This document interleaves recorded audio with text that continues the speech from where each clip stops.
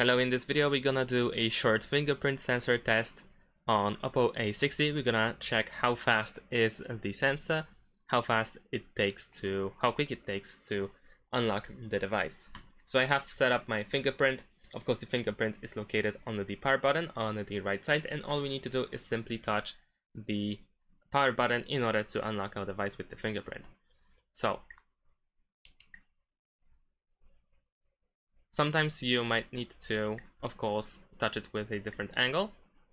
But if you set up the light touch for the fingerprint in the settings, then you don't really have to firmly press it. You might need just to gently touch the side button. But I would say the sensor works really well. So far, no issues at all, although I was wondering if the device will have any issues with detecting my finger.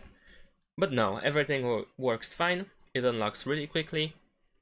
And yeah, there's nothing to worry about, to be honest.